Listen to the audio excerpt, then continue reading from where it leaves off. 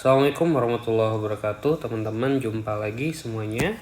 Pada kesempatan kali ini kita akan membahas tentang struktur sel ya. Jadi kita sebelumnya sudah membahas tentang apa sih itu sel dan kenapa sih sel itu disebut sebagai unit paling dasar yang menyusun semua makhluk hidup yang ada di bumi. Nah, di dalam sel itu ada apa saja, tersusun oleh apa saja, bentuknya seperti apa, lalu peranannya masing-masing itu adalah apa, itu yang akan kita pelajari pada kesempatan kali ini. Ya, komponen sel. Jadi, secara umum sel itu terbagi atas membran sel dan protoplasma. Ya, membran sel itu adalah bungkus atau kulit dari sel yang paling luar. Protoplasma adalah isinya. Nah, protoplasma nanti terbagi menjadi dua komponen, yaitu inti sel atau nukleus dan sitoplasma. Ya. Nah, inti sel ini bagian yang tengah ya, pusat pengendali sel. Sedangkan sitoplasma itu adalah di sebelah luarnya. Nah, sitoplasma ini terdiri dari dua komponen, yaitu organel dan sitosol.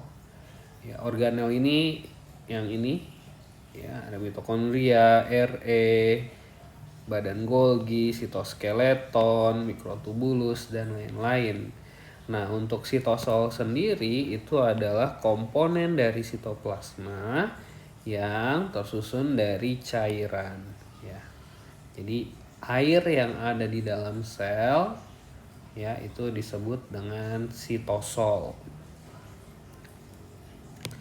Nah, berdasarkan ada tidaknya inti sel ya, sel dibagi menjadi prokariotik dan eukariotik. Ya. Jadi kalau prokariotik ini bisa dikatakan sel yang lebih sederhana. Nah, dari gambar di samping yang mana yang prokariotik dan yang mana eukariotik? Ya, tepat sekali. Yang besar ini adalah eukariotik dan yang kecil ini adalah prokariotik. Untuk memudahkan kita mengetahui ya istilah-istilah eukariotik dan prokariotik. Eu itu artinya sejati. Kariot atau karion itu artinya adalah inti. Jadi eukariotik adalah sel yang sudah memiliki inti sejati atau intinya sudah dapat teramati. Nah, yang mana intinya? Nah, yang ini. Sedangkan pada prokariotik dia tidak ada. Nah, untuk komponen-komponennya karena prokariotik lebih sederhana, terdapat banyak komponen atau organel yang prokariotik tidak miliki ya, tapi eukariotik punya. Nah, apa saja komponen-komponennya di sini bisa diamati di tabel berikut ini. Ya, yang pertama yang jelas adalah inti sel. Prokariotik tidak punya, eukariotik punya. Ribosom kedua-duanya punya. RE prokariotik tidak punya. Badan Golgi prokariotik tidak punya. Mitokondria prokariotik tidak punya. Lisosom prokariotik tidak punya. Sentriol juga tidak punya. Sedangkan pada eukariotik organel-organel tersebut bisa kita temukan. Dan yang terakhir dari struktur DNA-nya. Kalau pada prokariotik biasanya bentuknya adalah sirkuler atau cincin, sedangkan pada eukariotik biasanya bentuknya linear, kecuali pada mitokondria dan kloroplas. Nah, ini adalah gambaran dari struktur sel eukariotik ya. Di sini kita bisa amati di tengah biasanya ada inti sel, Lalu inti sel itu biasa dikelilingi oleh bentuk yang seperti labirin ini. Nah, ini yang disebut dengan RE ya. Lalu yang bentuknya memanjang, lonjong, dan ada labirin-labirin di tengahnya, itu adalah mitokondria ya. Lalu yang bentuknya seperti lembaran-lembaran ini itu disebut dengan badan Golgi ya, dan lain-lain, dan masih banyak lainnya. Ini kurang lebih gambaran lebih detailnya terkait organel-organel atau komponen yang ada di dalam sel. Yang pertama kita bahas itu adalah membran sel ya. Jadi membran sel tadi adalah bagian paling luar. Bagian terluar. Karena dia bagian terluar, fungsi dari membran sel ini erat kaitannya dengan tempat pertukaran zat atau keluar masuknya zat ya dari dalam ataupun keluar sel. Nah, bagaimana zat-zat ini bisa keluar masuk? Nah, ini berhubungan dengan struktur yang menyusun dari membran sel itu sendiri. Secara umum ya, komponen utama dari membran sel disusun oleh senyawa yang disebut dengan fosfolipid. Ya, kalau kita ambil gambarnya kurang lebih seperti ini. Nah, fosfolipid tersusun dari bagian kepala yang terbuat dari fosfat dan bagian ekor yang terbuat dari lipid atau lemak. Ya. Karena kepala tersusun dari fosfat, maka sifat kepala ini adalah polar atau bisa berikatan dengan air atau biasa disebut dengan hidrofilik. Sedangkan bagian ekor ini lemak ya, non polar, maka dia sifatnya adalah hidrofobik atau takut air. Jadi sebagian besar membran sel tersusun dari fosfolipid ini yang membentuk dua lapis ya. Sebelah atas menghadap ke atas, yang sebelah bawah menghadap ke bawah. Jadi ekor berada di tengah-tengahnya.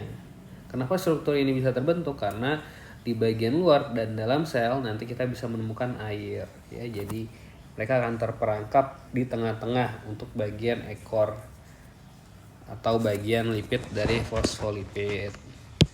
Lalu di antara fosfolipid ya atau lipid bilayer ya, fosfolipid dua lapis, kita bisa menemukan struktur yang berwarna biru ya. Ini yang disebut dengan protein. Ada protein yang dia hanya di bagian permukaan fosfolipid disebut dengan protein permukaan, dan ada yang dia sampai menembus fosfolipid bilayer atau disebut juga dengan protein transmembran.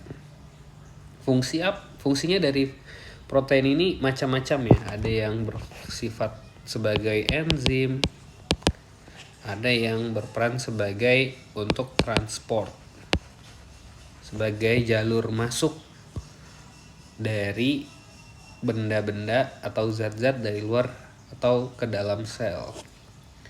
Lalu selain ada protein, kita bisa juga menemukan karbohidrat, kelompok karbohidrat. Di sini ada glikoprotein dan juga ada glikolipid. Bedanya apa? Kalau glikoprotein adalah karbohidrat yang menempel pada protein. Sedangkan glikolipid karbohidrat yang menempel pada lipid. Fungsi dari glikolipid dan glikoprotein ini biasanya kaitannya dengan identitas sel atau pengenal sel. Misalkan, kenapa sih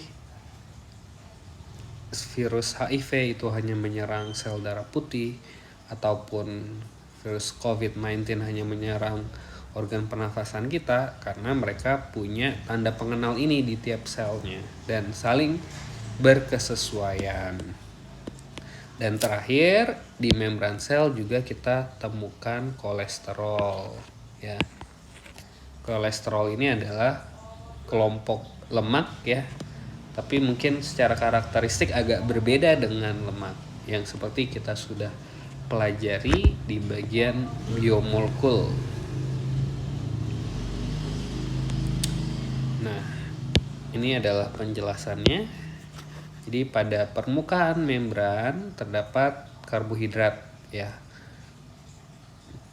yang disebut dengan glikolipid yang menempel pada lipid, dan ada yang menempel pada protein disebut glikoprotein.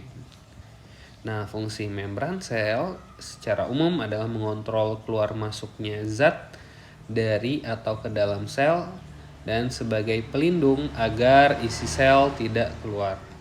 Dan terakhir, sebagai reseptor atau menerima rangsangan dari luar sel.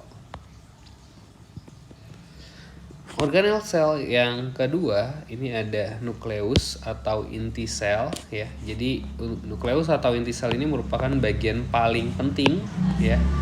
Mengapa? Karena di dalam inti sel nanti kita dapat menemukan materi genetik berupa kromosom, kromatin, atau DNA. Ya, biasanya inti sel ini berbentuk lingkaran, bola, lalu dia memiliki pori-pori, ya. Lalu di tengahnya kita bisa menemukan anak inti atau nukleolus. Dan di dalam inti sel kita bisa menemukan materi genetik, ya, berupa DNA ataupun kromatin. Nah, nanti inti sel ini biasa berhubungan langsung dengan RE, ya, atau retikulum endoplasma.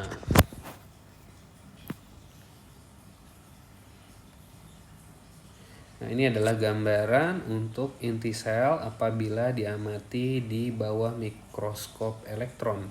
Ya, jadi bisa dilihat ini adalah inti sel, lalu yang merah-merah di luarnya ini adalah RE, ya. Jadi inti sel itu selalu berhubungan dengan retikulum endoplasma.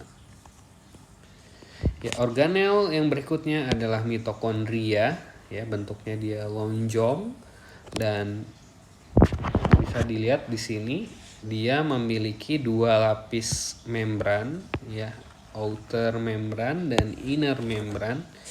Nah, yang khas dari mitokondria adalah inner membrannya atau membran bagian dalamnya dia melekuk-lekuk, ya. Nah, bagian ini nanti disebut dengan krista. Krista atau membran dalam ini sama, ya. Nah, di dalam membran dalam kita bisa menemukan cairan atau yang disebut dengan matriks. Matriks ini adalah cairan mitokondria.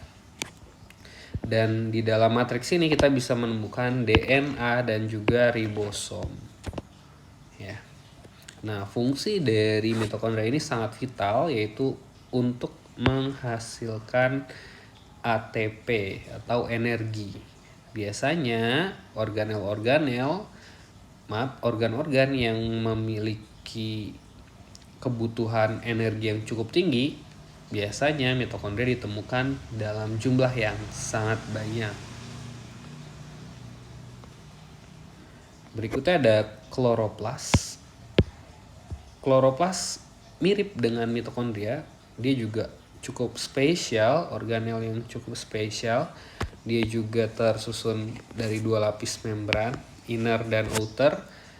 Yang membedakan adalah inner membrannya dia tidak melekuk-lekuk untuk di kloroplas, ya.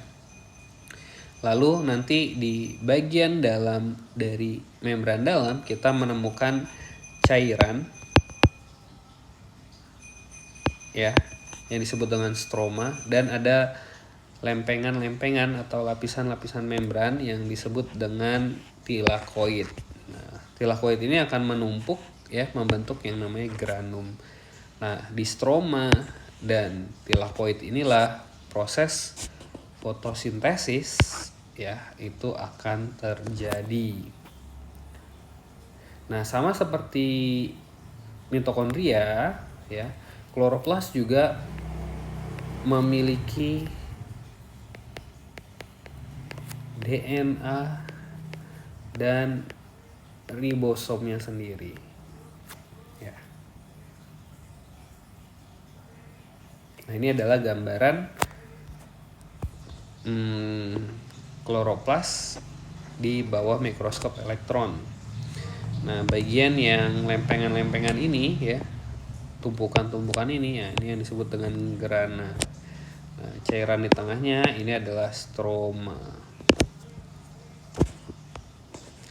Nah, kloroplas itu merupakan salah satu diferensiasi dari plastida ya, yang khusus membawa pigmen-pigmen hijau ya yang disebut dengan klorofil.